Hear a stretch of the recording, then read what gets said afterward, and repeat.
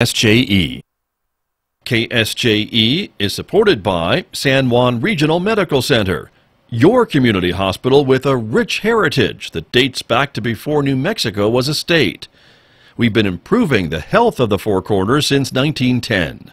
As a nonprofit hospital, San Juan Regional Medical Center is a values-driven organization. We strive to deliver on our mission to personalize health care and create vitality and enthusiasm in healing. We are here for you when you need us, offering a comprehensive range of inpatient, outpatient, and emergency care services.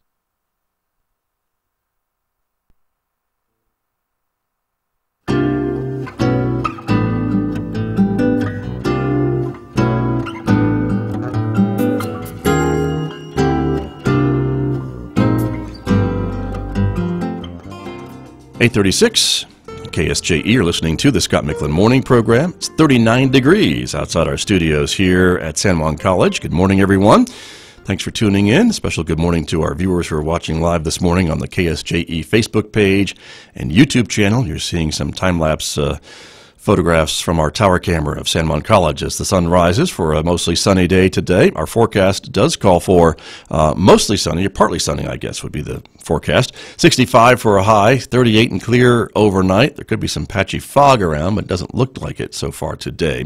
Tomorrow, more sunshine, though, with a high of 66, 68 by Saturday, and 69 by Sunday, and overnight lows, as you can see, in the mid to lower 40s. I'm Scott Michlin. My guest on the radio this morning from the city of Farmington, Mayor Nate Duckett, is here. It's always great to have the mayor in the house. Mayor, good morning. It's good to be here, Scott. Thanks for being here. You have a beautiful house. Thank you very much. Well, Yes. We appreciate it. It's just because of the support from local residents and community members and businesses, and we are a community-supported station, That's so right. we appreciate that. But it's always great to have you here to talk about what the city is doing for economic development. As I've mentioned, I think, on this program numerous times, it seems like Farmington and the San Juan County region are in an economic transformation period of time. Things seem to be changing, some of which is in our control and some is not. You know, one of the things that has always come back to me in the midst of this transition that you speak of is people wanting to have an identity of what our city is. And for so long, obviously, we've sat as the really the industrial part of northern New Mexico, providing oil and gas and power to this state and to many other states that surround us. And as the technologies are changing and the workforce that is required to man those types of jobs simply reduces, we've just come to the point to realize that we've not invested enough time in promoting ourselves and the other things that we have here that are good and that will bring people in, and that's where we're at right now. And so, you know, my hat's off, and I've said this before, to Tanya Stinson for the job that she has done from the Farmington CVB and bringing attention to that component, and the fact that she said, look, if I'm going to market Farmington, I need to know we need a single brand message that we can sell to the world that tells people what Farmington is. And of course, through that process, when we talk about community meetings, that was all about community meetings. I mean, Right, I remember going right. to all sorts of meetings, talking about the things that I love about my city and the things that we have strengths on that we can promote. And so Tanya did a great job with that, and that, of course, has led us down this path of the Jolt Your Journey, and this is a place where outdoor lovers thrive, and the county's involved, and the BLM is involved, and Aztec, and now Bloomfield's coming back into the fray again.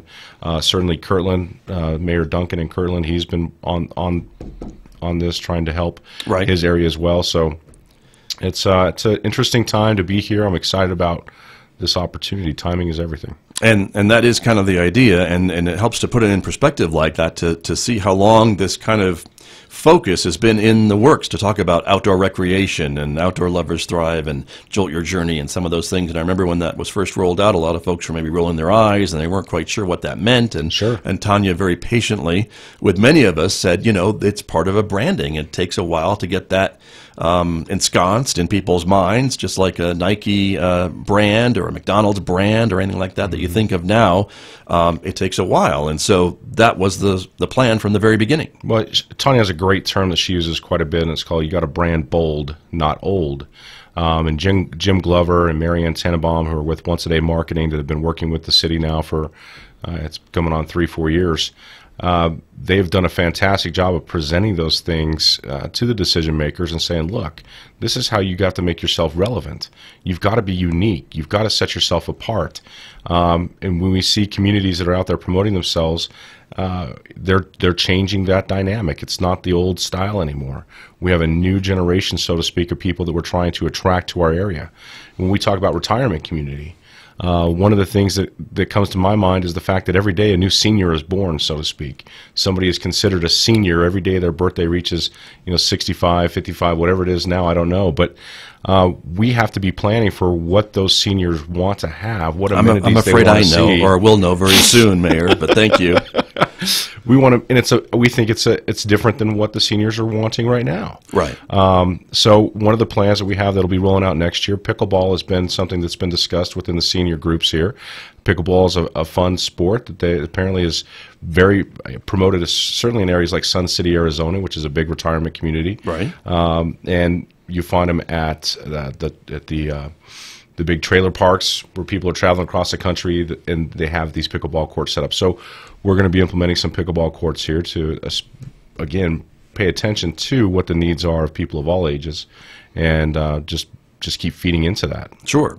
I know there's also some plans for Farmington Lake. There's actually a survey going out to ask folks what they think and would like to see out at the lake, some more possible amenities and activities at the lake. Yeah, so very specific to this aerial adventures idea is the zip line idea, or the ropes course things that we think they're unique. Again, we want to do placemaking at Farmington Lake, so that when you come to Farmington Lake, there's 10 things, so to speak, to do there. And ziplining is something that's sweeping the nation, so to speak. I mean, I've went to Mexico earlier this year and went to this place called Explorer Park, and I was blown away. I'd never ziplined before. And this was just an amazing experience to go from 8 different towers all across this jungle landscape. Is that something that we could find a way to incorporate here within our own city and bring people to this area year-round for those types of activities? Right. And we have the climate to do that. 300 days of sunshine. No kidding, right? Can we get an Air Force base here? I mean, I'm driving yesterday, and every time I look around, we have this great big blue sky that sits right above San Juan County, and then there's clouds that just encircle us. Right. I see this all the time, and I'm going, what a great place for an Air Force base.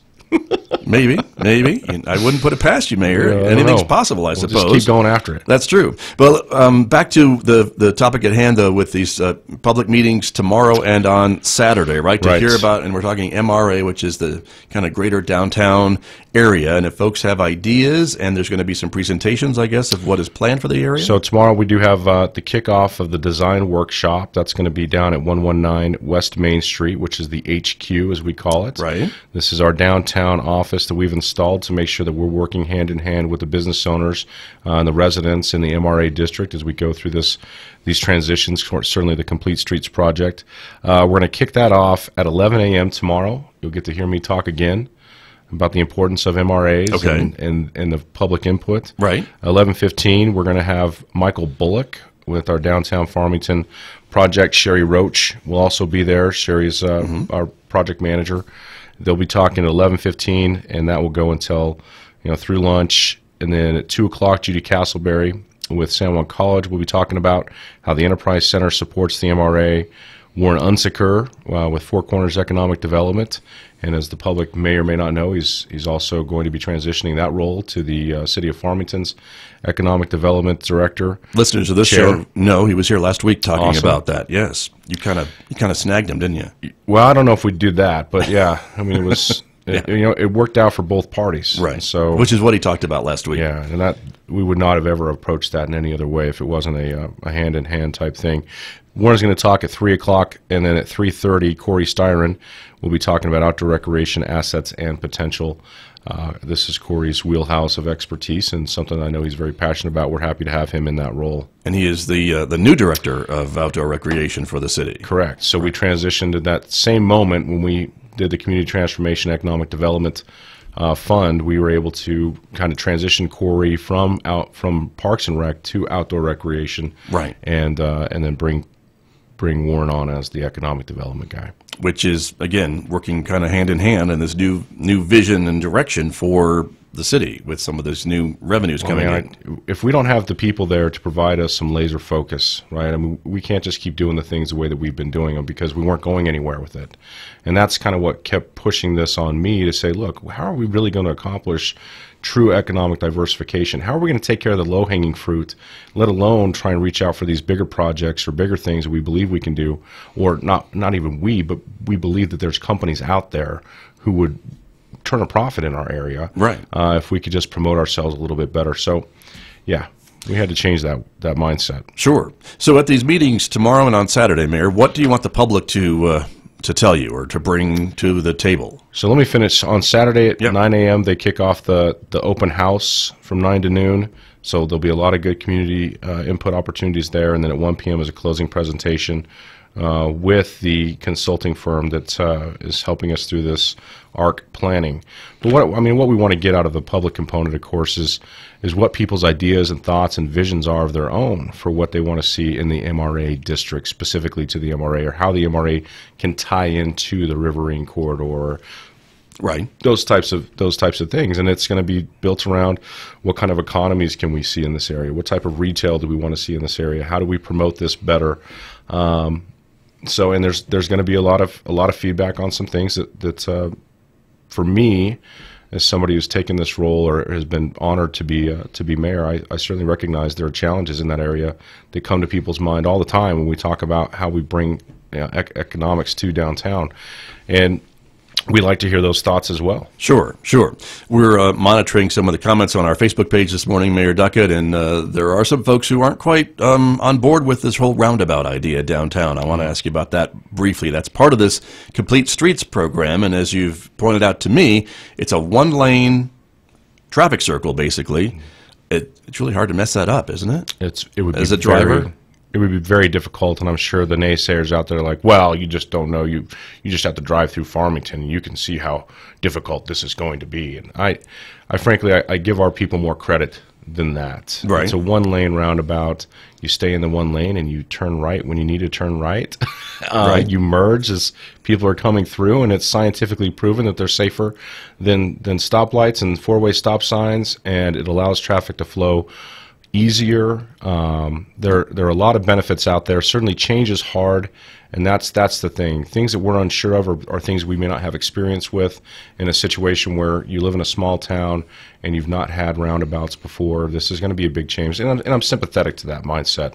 But there are folks out there, the Daily Times or KOB puts out an article on Facebook, and all of a sudden it's a shock to everybody that there's going to be roundabouts. We've been talking about this for 4 years. Right. We've had public input sessions that talked about this is what the design is going to be and what do you want it to look like. And so there shouldn't be surprises. Right. But people choose to listen when they want to listen, and we certainly have the downtown. The HQ is there for the exact reason that we want folks to be able to be educated, go in and have Sherry and Michael speak with them about what is actually going to take place.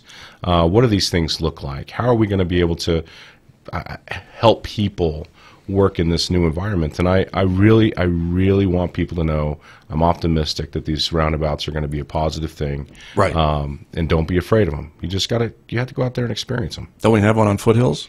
We do now. Yeah. Yeah. I haven't heard of any multi-car pileups on Foothills Drive. No. What's fun is just to go up there and drive around it. Right. I'm not telling anybody to do that, but well, certainly since I live on Foothills, I like to make sure things are going right. Time was folks would go for a Sunday drive, so if you want to be adventurous, my family and I, we used to do hold your breath and try the roundabout. Yeah. But I think you can survive There's such a big difference between a two-lane roundabout and a single-lane roundabout. Agreed. And that's the part that I really want people to know. This is literally, there's nowhere else to go except around and then turn on the street that you want to turn on. Right. As opposed to having to shift lanes and maneuver in that. They aren't that big. They're not big enough to do that. Sure. So, but they are big enough for trailers, and they're big enough for fire trucks, because those are other things that people are concerned about. But you can drive up to the one right now on Foothills, and you'll be able to see that there is the lane, and then there's also a 3-inch curb and another part, dual lane, so to speak, where if you have a trailer, if you have the big fire trucks, you can maneuver through there. So very good. Mayor, you're looking at your watch because I know you have another appointment here and you got to go. Governor Susana Martinez apparently is here, and I need to to get down to the I think you need to do that. San Juan College High School, because they were the #1 rated high school in New Mexico. I just make sure I throw that in there. We're very excited about. Yeah, Yes. Congratulations to them and to you, and appreciate you being here. But you have to do, those are called mayoral duties, I guess, to introduce the governor. They are, and I just want to, for all your listeners out there, just know how much we support you, because you support the city in these efforts, and your feedback is important. And I use the term naysayers, but truly I understand. I mean, there's things that we have questions about, we need to have understanding of, and your city is dedicated to providing that information. And if folks are concerned, I think it's important that they raise those concerns so they can be addressed and they don't just get ignored or what have you. And what I want, but to that point, this is not a willy-nilly decision that was made. There was a lot of public meetings and a lot of design input that went into what the downtown quarter is going to look like. So it certainly wasn't something that we just said, hey, let's just throw this in there and hope for the best. That's not at all the case. There's a lot of science behind the roundabouts and why they work in these areas. You bet.